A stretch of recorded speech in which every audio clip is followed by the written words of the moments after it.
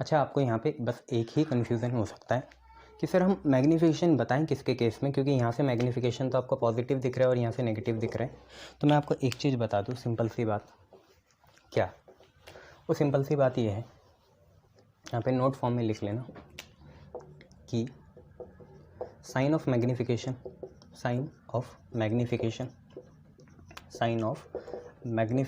m can only be determined, sign of magnification m can only be determined by क्या? Magnification is equal to h2/h1। इससे ही आप निकालेंगे और किसी से नहीं ना, v/u से नहीं, इससे निकालोगे, हाइट से, है ना। हाइट ही तो होता है मैग्नीफाइड होना या डिमिनिश होना, ये चीज़ है, ठीक है। अब मैं यहाँ पे आपको बताते चलो, फिर देख लेते हैं एक बार। मान लो कॉनकेव है ना। कॉनकेव में दो तरह की इमेज बन गई। एक कौन सी बन गई? रियल। कॉनकेव में दो तरह की इमेज बनती है ना, एक होगी रियल, दूसरी होगी वर्चुअल, ठीक है। कॉनकेव में दो तरह की इमेज बनती है, एक होती है रियल और दूसरी होती है वर्चुअल।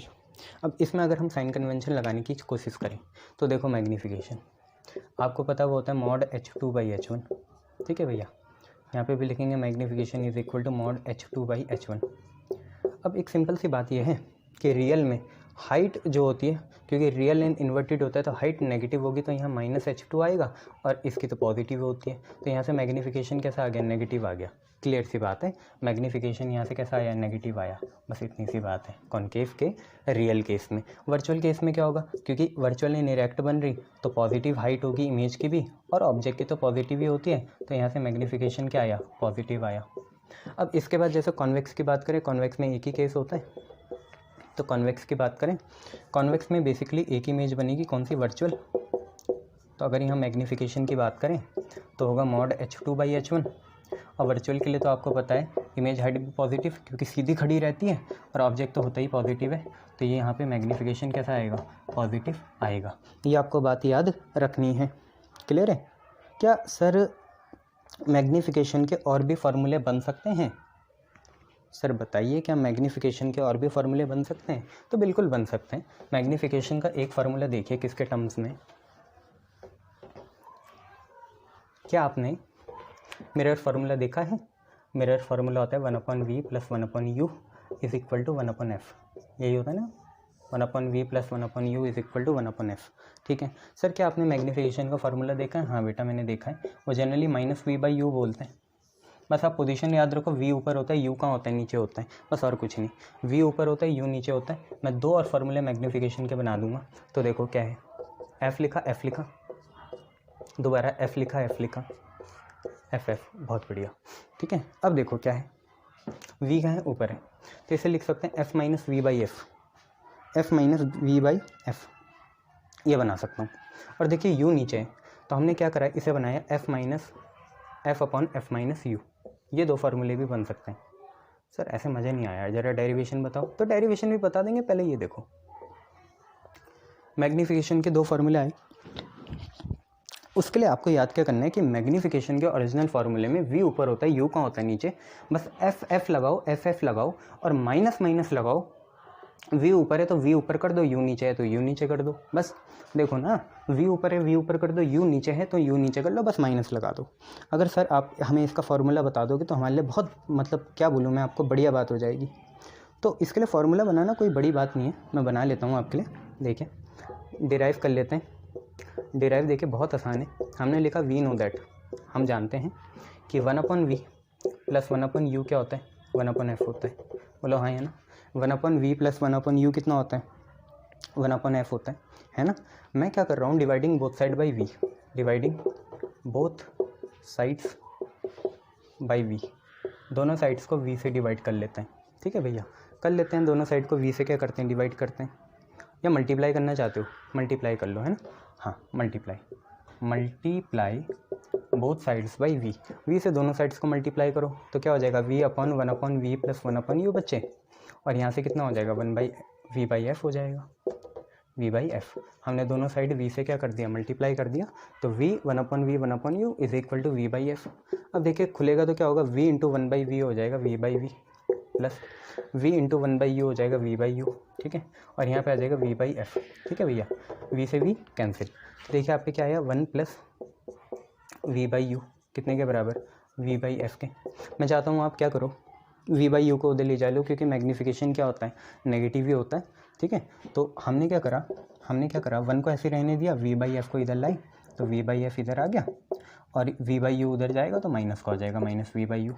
यहाँ पे एलसीएम लीजिए, यहाँ पे एलसीएम लेंगे तो क्या होगा, एफ एलसीएम आएगा, इसके नीचे कौन है, वन है, एफ इधर जाएगा, तो f minus we by f कितने के बराबर आ गया, माइनस वी बाई यू के। और अगर हम इसमें पुट कर दें, क्योंकि माइनस वी बाई यू हमेशा ही होता है, आपको याद है ना, माइनस वी बाई यू से साइन नहीं निकलता, मैग्नीफिकेशन हाइट के डिपेंडेंस में है, तो हाइट से निकलेगा, तो minus we by u m हो जाएगा। तो देयरफॉर आप सिंपल से देखिए कितना है, f minus we by f, f minus we by f, f minus we by f आया आपका मैग्नीफिकेशन। क्या सर हमने यही लिखा था, आप देखिए जी, F minus we by F क्या था, मैग्नीफिकेशन था। ऐसे ही हम डिराइव दूसरे के लिए भी कर सकते हैं, कोई बड़ी बात नहीं है यहाँ पे। चलिए एक बार दूसरे के लिए भी करके देखते हैं। तो देखिए हम जानते हैं, ये लिख लेना प्लीज़, आप, आपको टाइम देता ही हूँ मैं, पॉज करिए, हम पे तो बंदिशें हैं, आप पे नहीं है, आप अभी फूल जैसे बच्चे हो। तो अब हम क्या करेंगे, multiply both side by v की जगह यू से कर लेंगे, यू से हम दोनों साइड मल्टीप्लाई करते हैं। तो हुआ क्या बच्चा, मैं एक बार सीधा शॉर्टकट मार रहा हूँ, यू बाई वी होगा, ठीक है, प्लस आपको अगर इतना नहीं पता कि दोनों से मल्टीप्लाई होगा तो आप 12th में पढ़ने के लायक नहीं हो, तो यू बाई वी होगा और यहाँ पे होगा यू बाई यू, नहीं हो लायक, तो फिर यहाँ पे होगा यू बाई एफ, ठीक है, ये आपने लिख दिया। अब बच्चे होगा कि यू से यू कटेगा, तो आप पे कितना आ जाएगा, u by v plus 1 is equal to u by f, ठीक है। अब आपने क्या करना है, इसका उल्टा चाहिए मेरे हिसाब से आपको, है ना, आपको इसका क्या चाहिए, उल्टा चाहिए, ठीक है, क्योंकि आपको v बाई यू चाहिए, चलो वो भी बना लेंगे हम।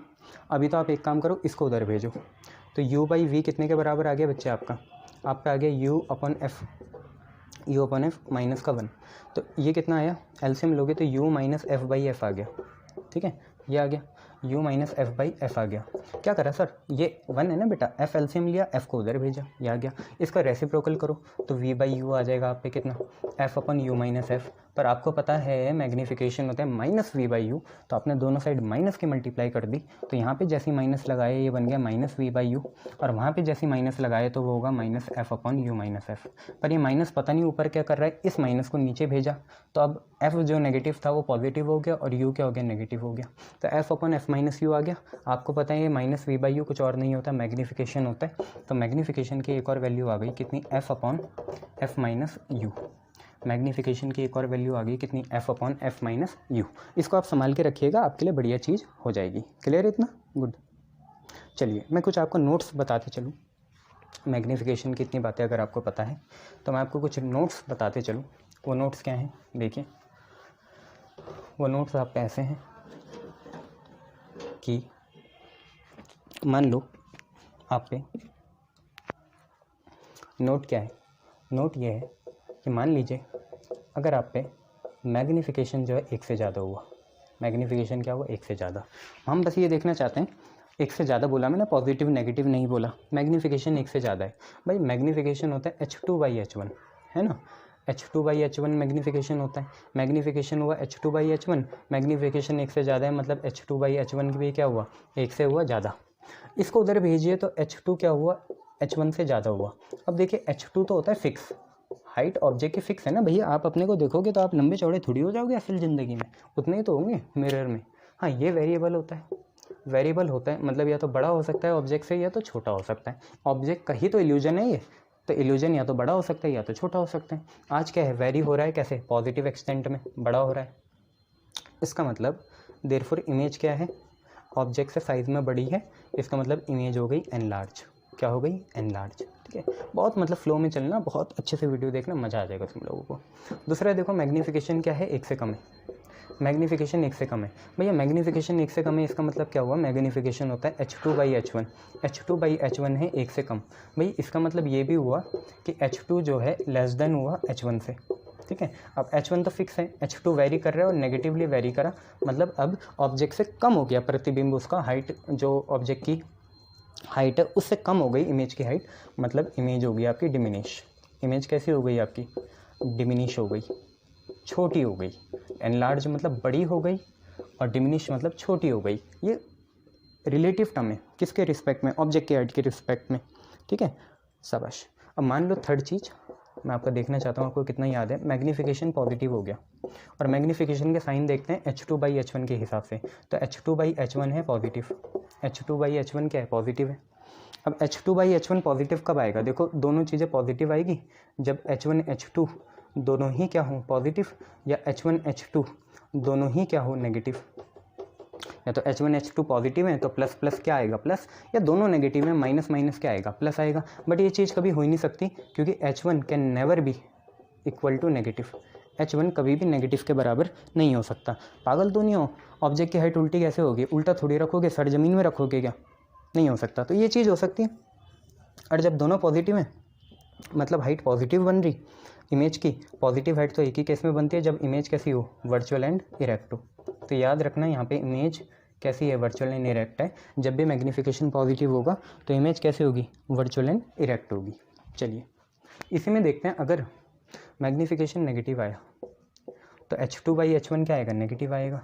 ये कब हो सकता है, ये दो केस में हो सकता है भाई। नेगेटिव कब आता है, क्वेश्चन या डिवीजन नेगेटिव कब आएगा, जब या तो H1 पॉजिटिव हो, H2 क्या हो, नेगेटिव हो, या H1 क्या हो, नेगेटिव हो, H2 क्या हो, पॉजिटिव हो, तब हो सकता है। और H1 तो नेगेटिव हो ही नहीं सकता कभी, ये कभी भी सही नहीं हो सकता। तो ये पूरा गलत हो गया। तो पूरा गलत हो गया तो ऊपर वाला सही है। तो H1 पॉजिटिव है, H2 नेगेटिव है। हाइट नेगेटिव कब आती है, जब इन्वर्टेड बने। और इन्वर्टेड कब बनती है, रियल के केस में। तो आपको पता चल गया यहाँ से रियल और इन्वर्टेड आएगा। तो इमेज की हाइट कैसी है, इन्वर्टेड है, मतलब इमेज कैसी है, रियल है। ठीक है, ये आपको याद रखना है। क्लियर है इतनी बातें, शाबाश। अब दो तीन बातें आपको ये पता चल गया होगा। चौथी चीज़, मैग्नीफिकेशन ऑफ कॉन्वेक्स। कॉन्वेक्स का मैग्नीफिकेशन हमेशा ही पॉजिटिव होगा। क्यों होगा हमेशा पॉजिटिव, क्योंकि आपको ही पता है, क्योंकि कॉन्वेक्स में इमेज हमेशा कैसी बनती है, वर्चुअल बनती है। ठीक है, और नेक्स्ट चीज़ यही मैं आपको बता दूं, फिफ्थ, आज थोड़ा अनटाइडी वर्क हो रहा पर तुम्हारे हिसाब से, तुम्हारे कंपैरिजन में तो ठीक ही है। तुम नोटबुक में कैसे लिखते हो ये पूरे जग जहाँ को पता है, साफ लिखा करो। Magnification of concave, magnification of concave दोनों हो सकता है, पॉजिटिव भी और नेगेटिव भी, पॉजिटिव भी और नेगेटिव भी। पॉजिटिव कब होगा, जब इमेज बनेगी वर्चुअल, और कॉन्केव में नेगेटिव कब होगा, जब इमेज बनेगी रियल। ठीक है, इतनी बातें याद रखना। मिरर फॉर्मूले का डेरिवेशन स्पेशल वीडियो में होगा, वो कोर्स में है नहीं, तो स्पेशल वीडियो में वो कराया जाएगा। अभी आप बस इतना देखिए और खुश रहिए। क्लियर इतना, शाबाश। और क्या है, और मैं आपको ये बताते चलूँ कि बेसिक सी चीज़ें कि रूल्स फॉर इमेज फॉर्मेशन। मैंने आपको पहले ये भी बताया था कि इमेज बनने के लिए सिर्फ दो रे मीट होनी चाहिए, ये हमने कहीं लिखा ही था, है ना। For the image to be exist there must be intersection of at least two rays. कम से कम दो रे मिल जाए तो बात बन जाती है। आपको ये भी पता है कि ऑब्जेक्ट्स दो तरह के होते हैं। ऑब्जेक्ट्स एक होते हैं पॉइंट ऑब्जेक्ट, पॉइंट ऑब्जेक्ट होते हैं, और एक होते हैं रियल ऑब्जेक्ट्स। रियल ऑब्जेक्ट्स जिनकी हाइट नेग्लिजिबल नहीं होती, हाइट एप्रिशिएबल होती है। हाइट कैसे होती है, एप्रिशिएबल, उन्हें बोलते हैं हम रियल ऑब्जेक्ट। वो ऐसे बनते हैं, ये उनका हेड होता है, ये उनकी टेल होती है। एक रे यहाँ से गुजरती है और एक रे ऐसे गुजर सकती है।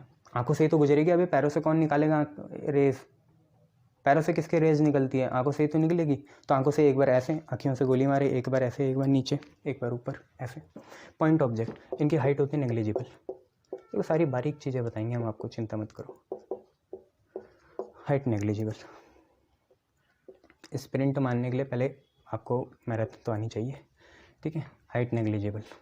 हाइट नेग्लिजिबल होगी मतलब वो बंदा ऐसा होगा, वो कैसे रे निकाल सकता है, ऐसे ऐसे। अभी नीचे क्यों झुकेगा, उसका पैर कहाँ है, नीचे नहीं जाएगा, ऐसे ऐसे जाती है उससे इमेज, है ना। दो रे मिलेंगी, ये इतनी बातें हैं। दूसरा मैंने आपको बताया था at least two ray must intersect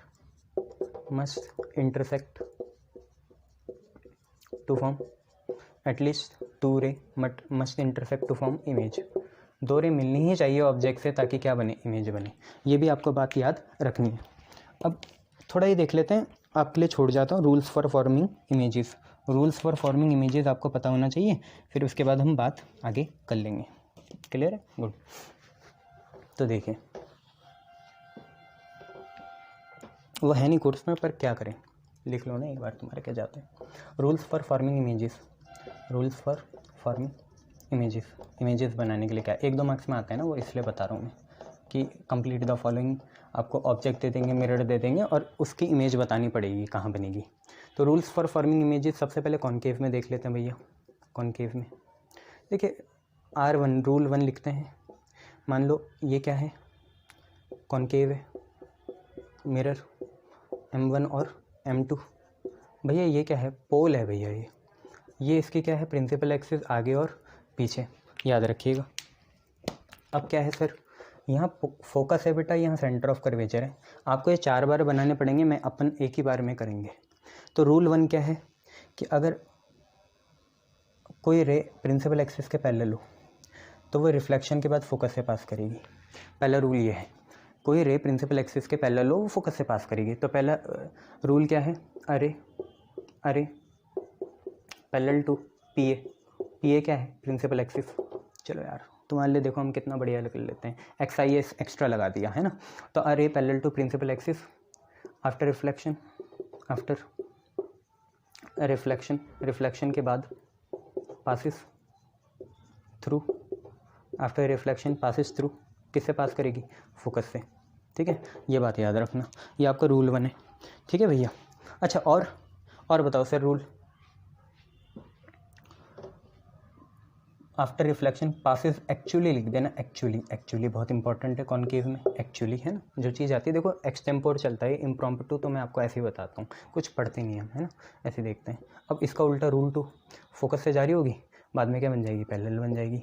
तो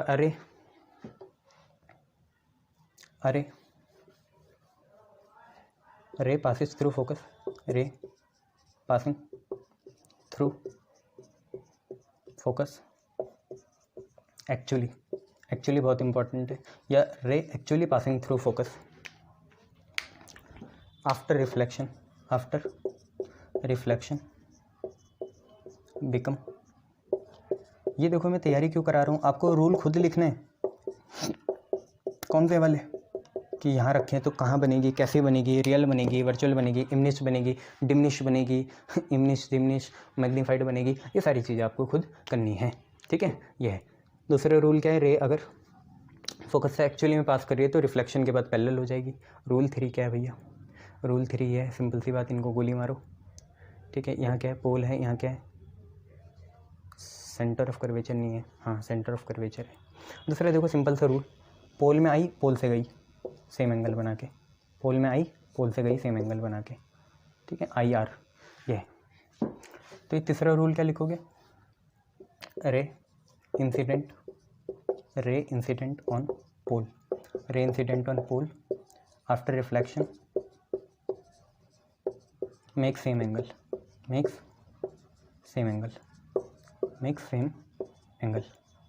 मतलब क्या कहना चाह रहा है यहाँ पे ऑथर या आपका टीचर ये कहना चाह रहा है कि कोई रे अगर प्रिंसिपल एक्सिस से जाएगी तो रिफ्लेक्टेड रे भी उतना ही एंगल बनाएगी जितना इंसिडेंट रे बना रही है। ये आपका तीसरा रूल है। चौथा देखिए जी, रूल नंबर 4, इसको गोली मारो। गंदी बातें बोलते हो आप, गोली मारो, कोई बात नहीं, सच्चाई है वो।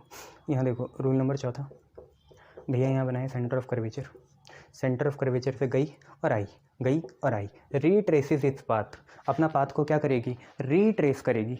तो ये आपको लिखना है कि ray incident on centre of curvature retraces its path, अपने पाथ पे दोबारा वापस चले जाती है, जरा सा भी डिफ्लेक्शन नहीं होता, जैसे आई है वैसे ही चले जाती है ये चीज़ें।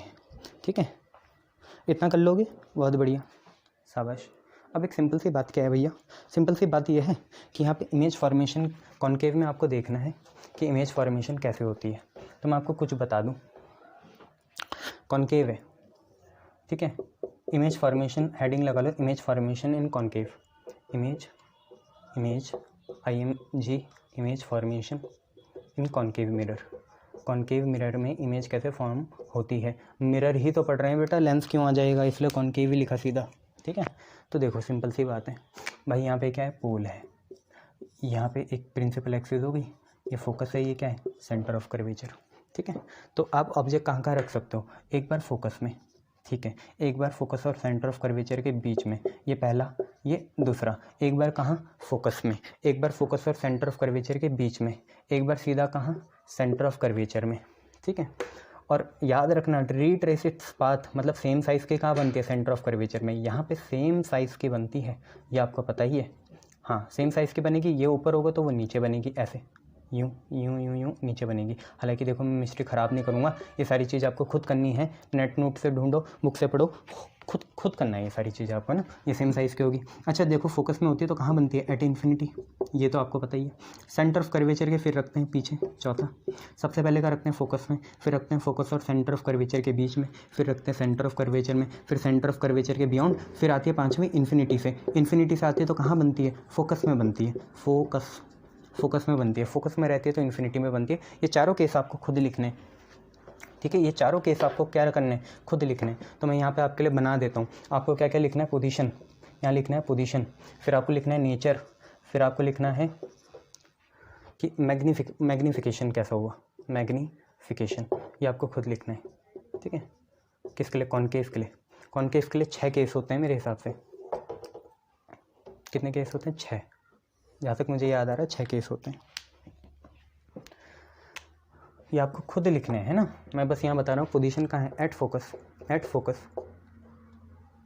नहीं, एक पोल और फोकस के बीच में भी होता है, सॉरी, हाँ वो नहीं लिखा मैंने, बिटवीन पोल एंड फोकस। पहले तो ये पोल और फोकस के बीच में, फिर क्या है, एट फोकस है, फोकस में, फिर between focus and centre of curvature, focus और सेंटर ऑफ कर्वेचर के बीच में, फिर है एट सेंटर ऑफ कर्वेचर, आखिरी है बियॉन्ड सेंटर ऑफ कर्वेचर के पीछे, बहुत मैग्नीफाइड बनती है, फिर है एट इन्फिनिटी, ठीक है। इन्फिनिटी में आपको इनके नेचर लिखने, नेचर क्या होते हैं, या तो रियल होगी, साथ में क्या होगी, इन्वर्टेड होगी, और साथ में या तो वर्चुअल होगी या क्या होगी, इरेक्ट होगी, वर्चुअल और इरेक्ट, ठीक है।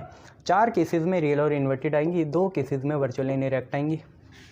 मैग्नीफाइड भी लिखना है कि डिमिनिश होगी, सेम साइज़ की होगी, जैसे सेंटर ऑफ कर्वेचर में तो सेम साइज़ की बनती है, ठीक है। एट इन्फिनिटी में बहुत एनलार्ज बनती है, ठीक है ना, फोकस में बनेगी, हाँ एट फोकस में बहुत हाईली एनलार्ज बनती है।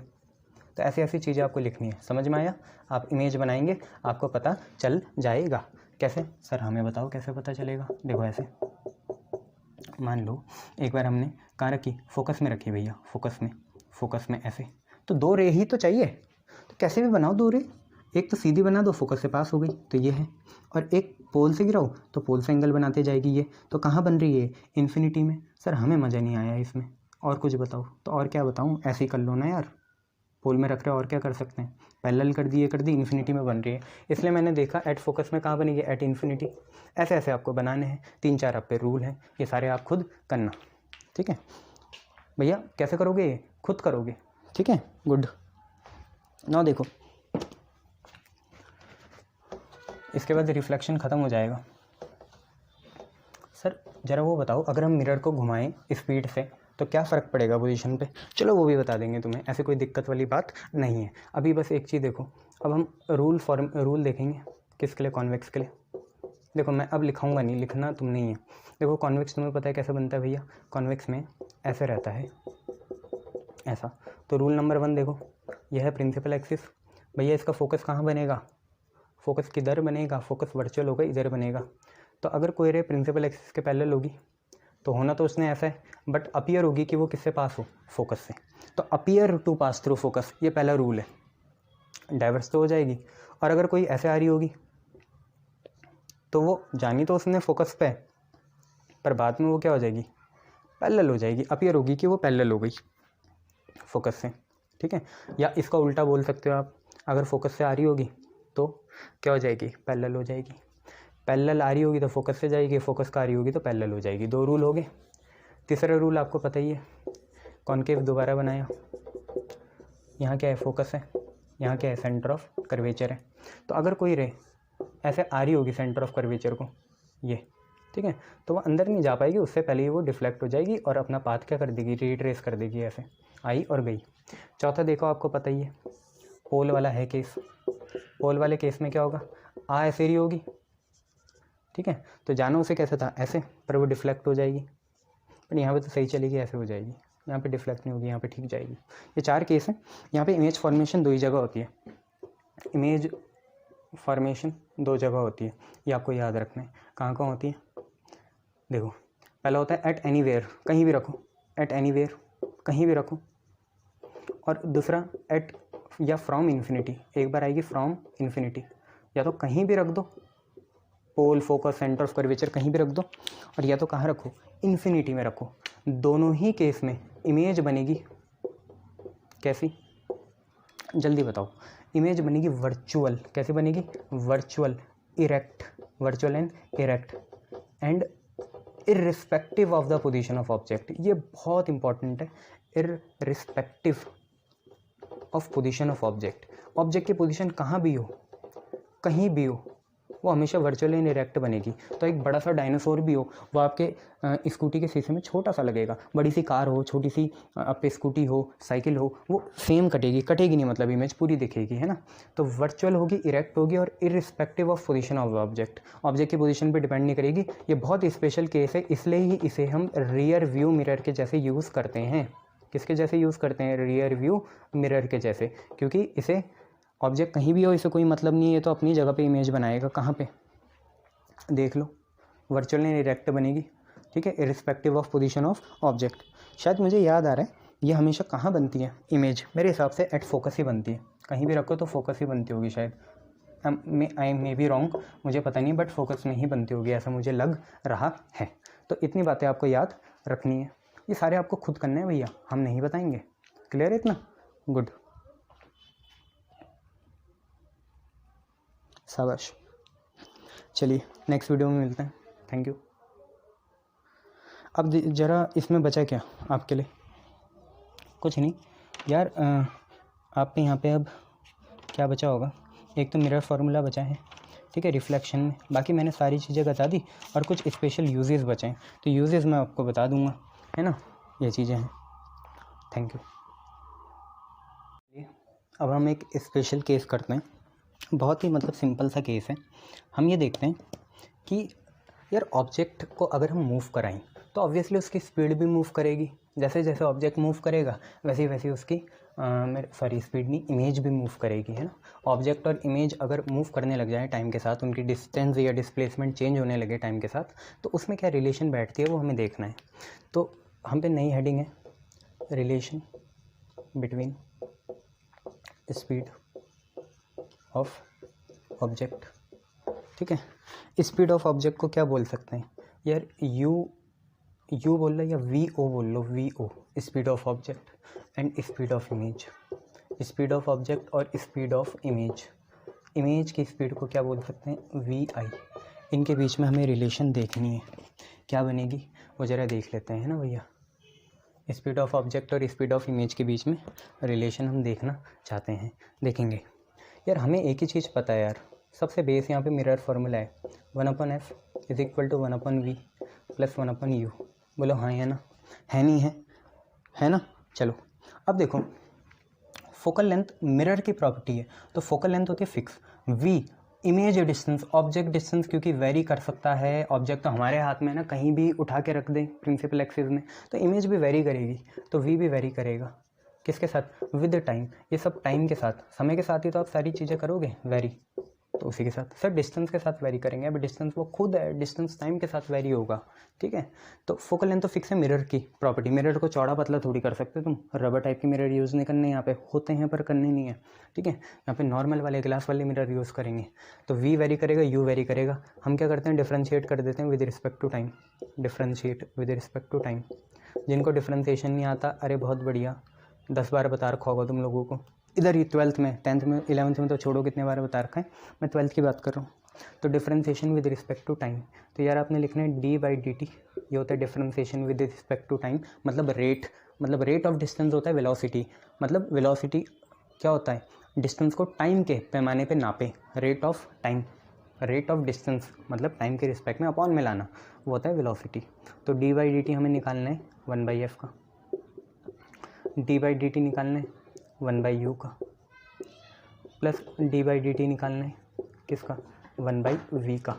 बस आपको एक सिंपल सी चीज़ बता सकता हूँ बायो वाले बच्चों, कि आप बस ये याद रखो, d/dx जो होता है ना बच्चे, d/dx 1/x का, वो होता है -1/x², बस इतना लिख लो, -1 लिखो और पावर बढ़ा दो।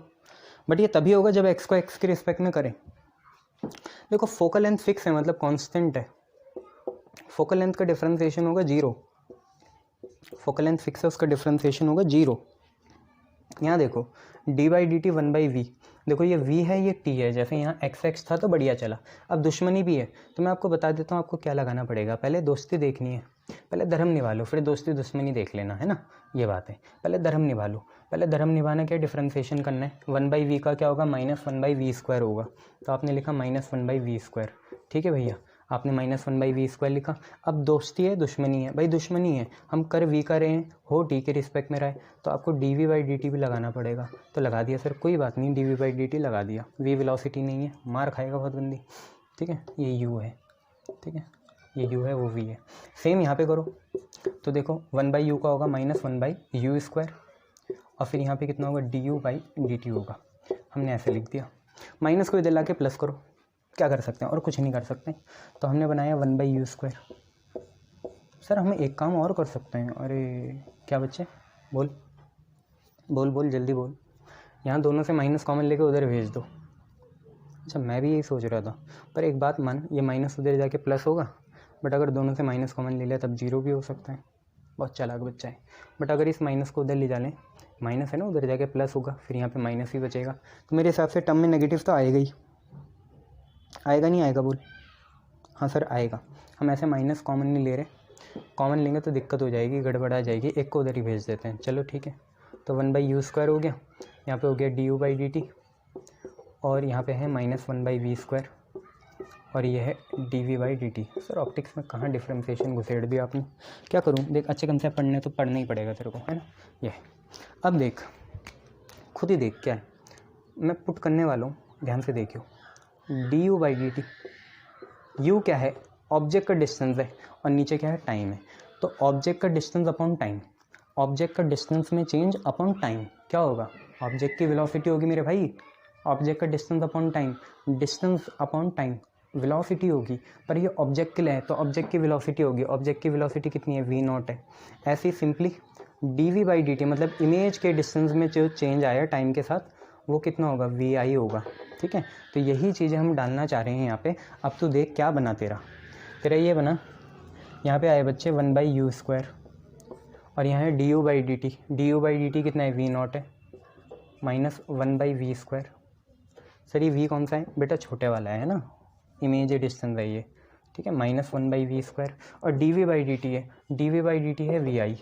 ठीक है, अब क्या करेंगे, कुछ नहीं है, अब इसको इधर भेजेंगे, और क्या करेंगे, और कुछ तो है नहीं हमारे बस का, पढ़ना ही है, पढ़ाना ही है ना। यह है हर आबाद में, और क्या बताएगा, इसको इधर भेजो, v0 upon vi is equal to, इसको उधर भेजो -u², और यहाँ पे कितना, v², यहाँ पे चीज़ है। ठीक है भैया, देख ले क्या है, -u²/v², v0/vi। ठीक है, ये यहाँ पे चीज़ें हैं। अब एक सिंपल सी बात है, जब इतना पता चल गया तो मिल ले एक बार फार्मूला लगा देना मैग्नीफिकेशन का, क्या दिक्कत है। अगर मैग्नीफिकेशन का फार्मूला लगा देगा तो कितना बढ़िया हो जाएगा। क्या, कौन सा फार्मूला सर, कोई से भी लगा दे, यू के टर्म्स में निकाल ले, क्योंकि यू मेन है। वी नो दैट v/u, पता है ना v/u क्या होता है, चल माइनस लगा ले, बुरा मत मान। -v/u क्या होता है, तेरे को पता है, f लिखना है। ठीक है, u नीचे है तो f/f-u, या तो ये लगा दे -v/u कितना, f-v/f, ये भी हम पढ़ के आ चुके हैं, f-v/f लगा दे। पर देखो v डिपेंड कर रहा है u पे, जब तक u नहीं हिलेगा v कैसे हिल जाएगा। यहाँ पे u जो है, u एब्सोल्यूट टर्म है, v रिलेटिव है, क्योंकि जब तक u नहीं हिलेगा, u नहीं चलेगा, v कैसे चल जाएगा। ऐसा देखा है तुमने कि इमेज चल रही और ऑब्जेक्ट वहीं है, ऐसा तो नहीं होता ना, जब तक मिरर को ना हिलाएं, मिरर को वैसे रहने दे। ठीक है, तो u एब्सोल्यूट है, तो एब्सोल्यूट के टर्म्स में लिखेंगे हम। ये यहाँ से देखो क्या होगा,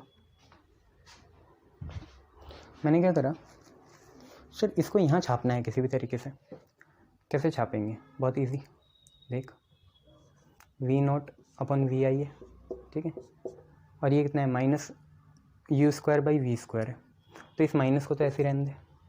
यहाँ से देख, अगर तो इस माइनस को उधर भी भेज दे, मुझे कोई दिक्कत नहीं, ये हो गया, इसको स्क्वायर कर दे, v²/u², तो -f का स्क्वायर आएगा f², और ये हो जाएगा f-u का होल स्क्वायर। यही होगा ना भाई, अरे होगा नहीं होगा, हाँ माइनस का स्क्वायर ये होगा, बस इसी का उल्टा लिखना है, माइनस तो ऐसे ही U square by V square कितना होगा एफ माइनस यू का होल स्क्वायर अपॉन कितना एफ स्क्वायर, ये चीज़ है।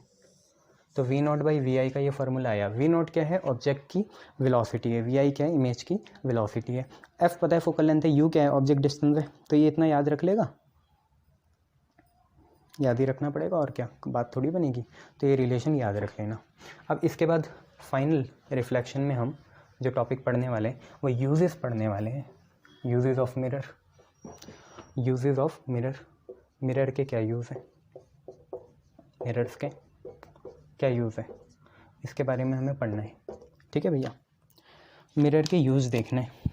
तो मिरर के यूज़ तुम्हें पता होने चाहिए। कॉन्वेक्स मिरर कैसे होते हैं, जैसे कॉन्वेक्स मिरर, कॉन्वेक्स रिफ्लेक्ट करता है ना, डाइवर्ज करता है हर जगह। जैसे स्ट्रीट लैंप है, स्ट्रीट लैंप में जो स्ट्रीट में लैंप होता है उसमें लाइट हर जगह फैलनी चाहिए, तो वहाँ डाइवर्ज होना चाहिए। तो कॉन्वेक्स लेंस, ये सॉरी कॉन्वेक्स मिरर को यूज़ करेंगे। तो convex mirror is used as street lamp deflector. Street lamp जो होता है, गली का जो लैंप है उसका डिफ्लेक्टर होता है, उसके डिफ्लेक्टर के जैसे यूज़ करते हैं। ठीक है, और जैसे मैं तुम्हें बता रहा था ट्रिकी बिजनेस जो होते हैं उसके लिए हम क्या लिखते हैं, बेसिकली बड़ा दिखाना है ना चीज़ों को, तो कॉनकेव यूज़ करते हैं। चलो तुम स्पेरिकल मिरर लिख लो। स्पेरिकल मिरर यूज्ड एज क्या, ट्रिकी मिरर्स। ट्रिकी मिरर्स क्या है, जैसे मैजिशियन यूज़ कर लिए, या तुम ज्वेलरी के स्टोर में गए तो वहाँ पे जब तक तुमने खरीदी नहीं तब तक शीशे के अंदर जो भी तुम्हारे आभूषण या ज्वेलरी हैं बड़ी बड़ी दिखती है ना। फ़ोन के दुकान में गए तो जो फ़ोन डिस्प्ले में रहते हैं बड़े बड़े दिखते हैं वो, तो इसलिए दिखते हैं वो, ट्रिकी मिरर्स होते हैं। और क्या बोल सकते हो, और यार सिंपल सी बात है, शेविंग मिरर के जैसे किसको यूज़ करते हैं, कॉनकेव मिरर को यूज़ करते हैं। कॉनकेव मिरर को हम शेविंग मिरर के जैसे यूज़ करते हैं। शेविंग क्यों करते हैं, देखो शेविंग बहुत मतलब बारीक काम है, उसमें ज़रा सी भी ऐंठ पैंट हो गई, 19-20 हो गया तो गर्दन गुर्दन छिल सकती है, कट सकती है ना, खून निकल सकता है। तो उसमें ना हाईली मैग्नीफाइड इमेज चाहिए और इरेक्ट चाहिए, सीधी। उल्टी दाढ़ी बनाओगे तो बेवकूफ़ नहीं लगोगे। ठीक है, तो कॉनकेव मिरर यूज़ करते हैं। और कुछ बताओ यार। हाँ, कॉनकेव मिरर को एक और जगह यूज़ करते हैं, ऑप्थामेलोस्कोप। ऑप्थामेलोस्कोप, जब हमें लाइट को आँखों में गिराना हो, रेटिना में गिराना हो, देखने के लिए कुछ की आँखों में कोई प्रॉब्लम ना हो। ठीक है, तो आँखों या रेटिना में जब लाइट से इंस्पेक्शन करते हैं, लाइट से इंस्पेक्शन, रेटिना होती है ना आँखों की, हाँ रेटिना होती है ना आँखों की, उसमें लाइट से क्या करना होता है, इंस्पेक्शन करना होता है। लाइट से इंस्पेक्शन करते हैं तो हम ऑप्थामेलोस्कोप यूज़ करते हैं, ये आपको याद होना चाहिए। और देखो कॉनकेव मिरर का और का काम है, रिफ्लेक्टर के जैसा काम है। रिफ्लेक्टर कहाँ, सर्च लाइट में, सर्च लाइट होती है ना, फ्लड लाइट होती है, फ्लड लाइट, उन सब में काम है इसका। शार्प टन्स में भी है काम, खुद बताओ है, और भी बहुत जगह है। टेलीस्कोप लिख लो, सोलर कुकर लिख लो, टेलीस्कोप, सोलर कुकर, इन सब में कॉनकेव मिरर यूज़ करते हैं। और कहाँ करते हैं, जैसे शार्प रोड टन्स होते हैं, शार्प रोड टन्स, वहाँ पे भी यूज़ करते हैं। शार्प रोड के टन्स में जाते होंगे आप, मसूरी वहाँ पता होगा। अच्छा, और यार कॉन्वेक्स मिरर होता है, drivers mirror, rear view mirror, क्यों है आपको भी पता है। ड्राइवर्स रियर व्यू मिरर, क्योंकि ये हमेशा स्मॉल, पूरी और इरेक्ट इमेज दिखाता है irrespective of the position, object की पोजीशन कहाँ है, तो उसमें यूज़ होता है। और कुछ बता दो, बस इतना हो गया। अब एक पैराबोलिक मिरर होते हैं, बहुत इंपॉर्टेंट होता है पैराबोलिक मिरर, वो कोई से भी हो सकते हैं, बस पैराबोलिक होने चाहिए। पैराबोला पता है ना कैसे बनता है, अरे यार पैराबोलिक नहीं पता तुम्हें, ऐसे ये वाले मिरर या ऐसे मिरर, पैराबोलिक मिरर, वो कहाँ यूज़ होते हैं, तो यार वो न्यूक्लियर रिएक्टर में यूज़ होते हैं, काफ़ी जगह यूज़ होते हैं, क्योंकि वहाँ पे एक सिंगल इमेज पॉइंट ही इमेज बनती है, इसलिए हम उसे यूज़ करते हैं। ठीक है, यहाँ पे पैराबोलिक मिरर में लिख लेना सिंगल पॉइंट इमेज बनती है, सिंगल पॉइंट इमेज, एक सिंपल पॉइंट की इमेज बनेगी, बिल्कुल बिंदु, मतलब क्या हो, कहीं से भी रे आई, कहीं से भी रे आई, ऐसे ऐसे ऐसे ऐसे कहीं से भी आई, एक सिंगल पॉइंट में इमेज बनेगी, ऐसे छोटी सी रे कहीं से भी आई, एक सिंगल पॉइंट में क्या बनती है, इमेज बनती है।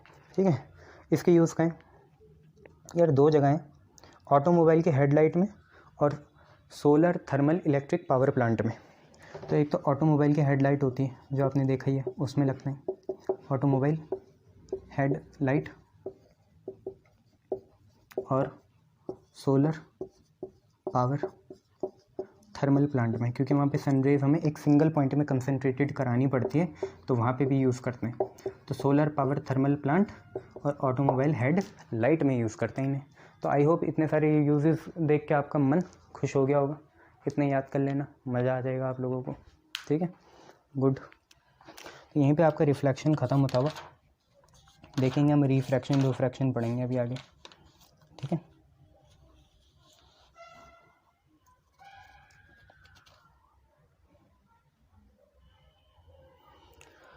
एक सवाल मैं आपसे पूछना चाहता हूँ कि वर्चुअल इमेज अगर स्क्रीन में ऑब्टेंड नहीं होती तब भी वो हमें दिखती क्यों है? वर्चुअल इमेज हम ही देखते हैं ना अपनी आंखों से, स्क्रीन में तो वो ऑब्टेंड होती नहीं है। वर्चुअल इमेज जो है स्क्रीन में तो ऑब्टेंड होती नहीं, पर हमें दिखती कैसे है फिर? आंखों से लेना देना है उसका कुछ? ये सवाल मुझे बताना। ठीक है, सोचना। ठीक है, एक ये भी बताना कि दो पैरेलल प्लेन मिरर के बीच में कितनी इमेज बनेगी? दो पैरेलल प्लेन मिरर हैं, उनके बीच में कितनी इमेज बनेगी? दो पैरेलल प्लेन मिरर हैं भैया, उनके बीच में कितनी इमेजेस बनेंगी? पैरेलल हैं, पैरेलल पता है ना कैसे रखे हुए, एक ही रखा हुआ, एक ही रख दिया। इनके बीच का एंगल कितना है? 180 मत बोल दियो, 0 है। अब एंगल 0 है, 180 है? अबे पैरेलल नहीं पता तुम्हें? ये 180 मत बोल दियो भैया, इसे 0 है, ये थीटा एंगल 0 है। एन निकालो, 360 बाई 0 - 1 कितनी बनेगी? 360 बाई 0 क्या होगा? इन्फिनिटी होगा, इन्फिनिटी -1 कोई फ़र्क नहीं होगा, इन्फिनिट इमेजेस बनेंगी। याद रखना, जब पैरेलल रखे हैं दो प्लेन मिरर, तो इमेजेस कितनी बनेगी? इन्फिनिटी बनेगी। अच्छा, आप प्लेन मिरर, कॉन्केव मिरर और कॉन्वेक्स मिरर के बीच डिफरेंस कैसे पैदा कर पाओगे? बस उन्हें देखना है कहीं। तो प्लेन मिरर में तो आपको पता ही है इमेज कैसी बनेगी, हैं? वर्चुअल बनेगी, इरेक्ट बनेगी, सेम साइज़ की बनेगी। तो आपने ऐसा पकड़ा, आपको बस देखना है उसे, मतलब कहीं रखा हुआ देखना है, तो आपने देखा उससे जो इमेज बन रही होगी किसी ऑब्जेक्ट की, कुछ भी रख दो ऑब्जेक्ट, वो सेम साइज़ की, सेम डिस्टेंस पे, और वर्चुअल एंड इरेक्ट बन रही होगी, वो प्लेन हो जाएगा। कॉन्वेक्स में क्या होगा? कॉन्वेक्स में पता है ना, छोटी बनेगी और इरेक्ट बनेगी। और कॉन्केव में क्या हो सकता है? 4 केस लार्ज वाले हैं, तो मैग्नीफाइड बनेगी और उल्टी बनेगी। तो बस देख के पता लगा सकते हैं। ठीक है, तो इतनी सारी चीज़ें आपको पता होनी चाहिए, तो आपकी ज़िंदगी बड़ी आसान हो जाएगी इनके साथ। और कुछ?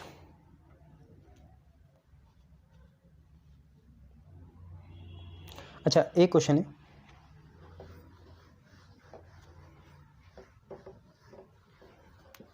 अब मैं देखता हूँ तुम लोग कितना बताते हो। क्वेश्चन है, अ पर्सन मूव्स विद, मेरे को पता है तुम क्या बताओगे इसका जवाब। A person moves with velocity v, moves with velocity v towards plane mirror. एक पर्सन है, v वेलोसिटी से वो मूव करेगा किसकी तरफ? प्लेन मिरर की तरफ। ठीक है, with what velocity does his image move towards him? With what velocity does his image moves towards him? Plus minus को मारो गोली, बस ये बताओ आंसर क्या होगा, कितनी वेलोसिटी से इमेज उसकी तरफ आएगी? एक मिरर है ना, कोई प्लेन मिरर है, और यहाँ पे मान लो कोई ऑब्जेक्ट है, पर्सन है, वो v वेलोसिटी से इस तरफ आ रहा, आपसे पूछ रहा है कि इमेज कितनी वेलोसिटी से इधर आएगी, इमेज कितनी वेलोसिटी से आएगी इधर। तो अगर आपका आंसर v है तो या 2v है, बताओ कौन सा सही है, v, तो आप गलत हो, 2v सही है। सोचो सोचो सोचो, 2v क्यों है? अरे सोचो ना, 2v क्यों है? v वेलोसिटी से वो खुद आ रहा है, 2v वेलोसिटी से वो क्यों आएगी बताओ। यार क्या हो तुम लोग, 2v वेलोसिटी से आएगी नहीं आएगी, बस इतना बता दो, फिर मैं आगे बढ़ता हूँ। अच्छा एक और क्वेश्चन, कैन वर्चुअल इमेज भी फोटोग्राफ, क्या वर्चुअल इमेज को फोटोग्राफ कर सकते हैं? क्यों नहीं कर सकते भाई, शीशे में फ़ोटो नहीं खींचते हो ना, वर्चुअल इमेज ही तो है वो, और फ़ोटो खींच लेते हो उसकी, तो फोटोग्राफ हो जाती है उसकी, क्योंकि जो कैमरा का लेंस है आपके स्मार्टफोन का वो भी आई के रेटिना के जैसे काम करता है। बट मेन क्वेश्चन ये है कि वो 2v वेलोसिटी से क्यों आएगी, जल्दी बता दीजिए, मज़ा आ जाएगा। बताइए वो 2v वेलोसिटी से क्यों आएगा, बताओ जल्दी। v वेलोसिटी से वो आया, वो बंदा आ रहा है v वेलोसिटी से, ये 2v वेलोसिटी से क्यों आएगा, जल्दी बताओ। अब ये वेलोसिटी है, ये वेलोसिटी है भैया, ये वो नहीं है, जल्दी बताओ 2v वेलोसिटी से क्यों आएगा। मान लो बंदा v वेलोसिटी से आ रहा है तो उसकी इमेज 2v वेलोसिटी से दिखेगी आपको, जल्दी बताओ। क्या फोकल लेंथ का कुछ चक्कर है या नहीं? क्या यहाँ पे फोकल लेंथ तो इन्फिनिटी होगी सर, तो क्या चक्कर लगाएं यहाँ पे, जल्दी बताओ। क्या सर वही फार्मूला लगाएं, v²/u² हैं, f/f - u का होल स्क्वायर, वो लगाओगे तो उससे क्या पता चलेगा आपको, बताओ ना मुझे, उससे क्या पता चलेगा। मान लो आपने अगर वो भी लगाया तो आपका वो फार्मूला था क्या, v0/u0 था ना वो फार्मूला, उससे भी क्या आपका फ़ायदा होगा, देखो कोशिश करो खुद बताओ ना, कितना था, v0/v था, है ना, कितना था, v0 था, vi था, और कितना था, f-u/f का होल स्क्वायर था, यही था ना। इससे बताओ क्या होगा, v0/vi है ना, हाँ, तो f-u/f का होल स्क्वायर था। चलो फोकल लेंथ तो इन्फिनिटी हो गई, ठीक है, तो v0/vi हो गया, फोकल लेंथ तो प्लेन मिरर की इन्फिनिटी हो गई, तो इन्फिनिटी माइनस u/इन्फिनिटी का होल स्क्वायर, ये है। अब इन्फिनिटी माइनस यू तो इन्फिनिटी होगा ना भैया, इन्फिनिटी से थोड़ा सा यू भी हटा दोगे तो इन्फिनिटी होगा, तो इन्फिनिटी/इन्फिनिटी का होल स्क्वायर आया, इन्फिनिटी/इन्फिनिटी 1 होगा, तो v0 और vi तो यहाँ पे बराबर आने चाहिए। और सर 2u क्यों बोल रहे हैं, 2v क्यों बोल रहे हैं, ज़रा सोच के आना, मज़ा आएगा तुम लोगों को, सोच लेना, दिमाग घुमाना अपना, इसका लॉजिक बहुत छोटा सा है, अगर आपको वो समझ में आ गया तो बढ़िया है। 2v वेलोसिटी से क्यों घूमेगा, यहाँ से तो निकला नहीं, है ना। सर फोकल लेंथ इन्फिनिटी होती है प्लेन की, हाँ इन्फिनिटी होती है, तो ज़रा पता लगाना, ठीक है, तुम्हारे ऊपर थोड़ा अपने ऊपर टेंशन भी लिया करो। चलिए थैंक यू।